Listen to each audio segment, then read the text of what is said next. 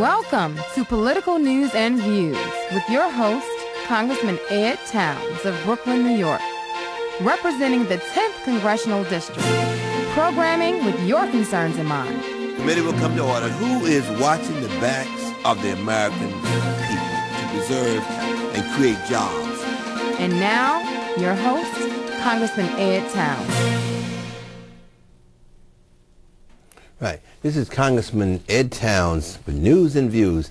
With me today is Dr. Pollard, the new president of Medgar College, following Dr. Jackson, who was at the college for approximately 20 years. And now we move on with Dr. Pollard. Thank you so much for being on News and Views, and let me take this opportunity to welcome you to Brooklyn, New York, and to Medgar College as the president.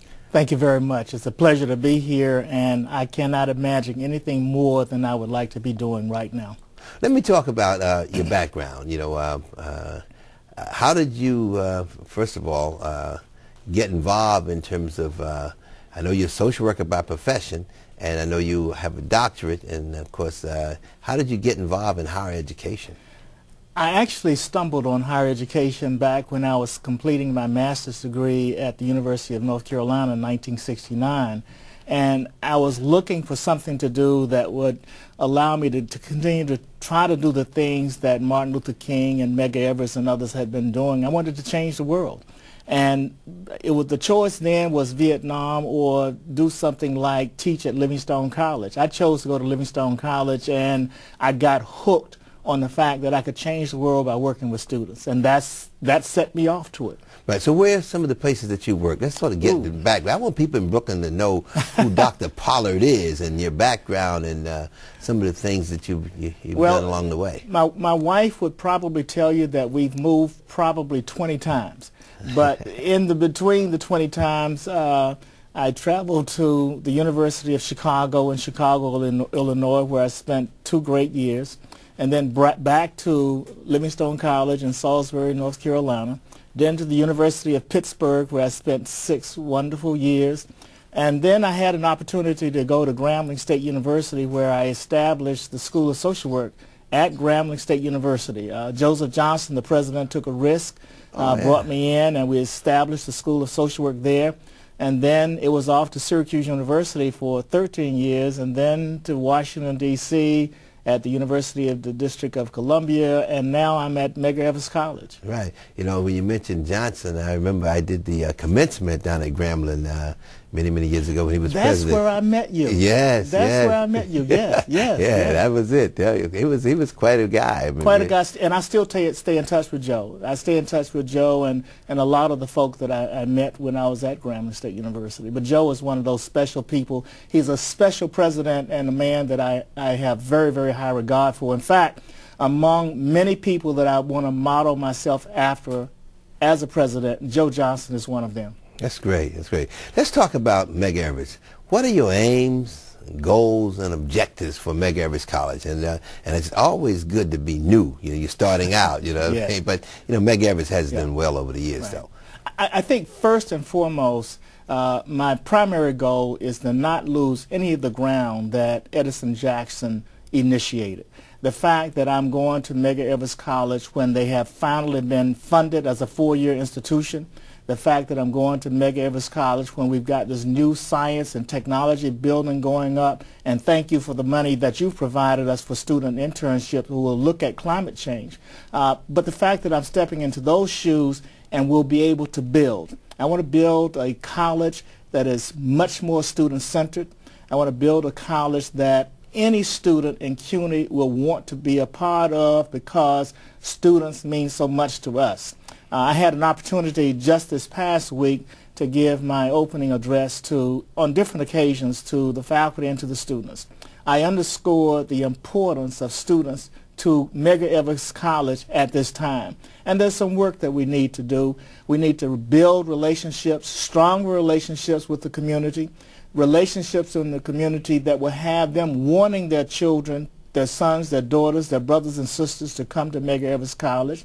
We want to increase opportunities for student internships And while I'm visiting with you in Washington today and this week, we're having a conversation with some of your colleagues about opportunities that we will have for those students. We want to build a scholarship pool so that we can make it possible for students to spend more time in school rather than working to go to school. That will have a tremendous effect on our retention rate. And I think the audience who listen to this program understand that the students who come to Medgar Evers College, they come bringing with them their families, they come bringing with them their jobs, and so it's very difficult to come into a college like Medgar and get out in 4 years if you're rearing a family, if you're working. And so what we want to do is find ways to minimize the outside distractions, if I can use that expression. Right. You've been there now just a matter of a few weeks, but the point is that can you compare it with UDC in terms of your involvement with UDC? Is there any kind of connection? I guess I should put it this way. Do we have the same type of institution, the same type of students? There are a lot of similarities, and I have to admit that that's a very political question, and I'm going to try to answer it this way.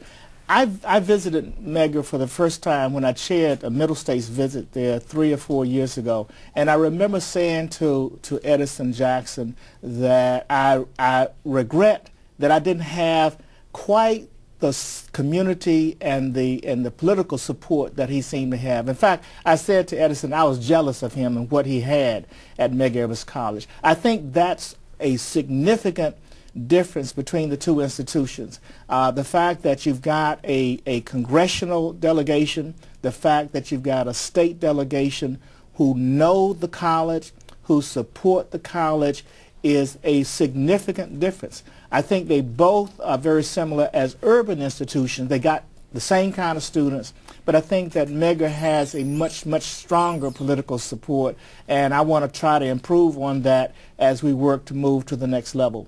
Right. Now, I know you've gotten several new buildings there, and you're coming into this. First of all, do you have names for those buildings yet? We don't have names for the buildings yet, and I can't speak publicly now about some intentions, but I do know that there is some interest in Albany to naming the new science building, and at the time that I can speak more about it, we're going to let the public know about it. But we don't want to be just satisfied with naming those buildings. We want to complete the building program, and as you know, and I'm sure the community knows, we still need to do some additional building on that campus. The community and the students in the college, they need more space. We need space for the students and community to recreate. We need space for the students to study.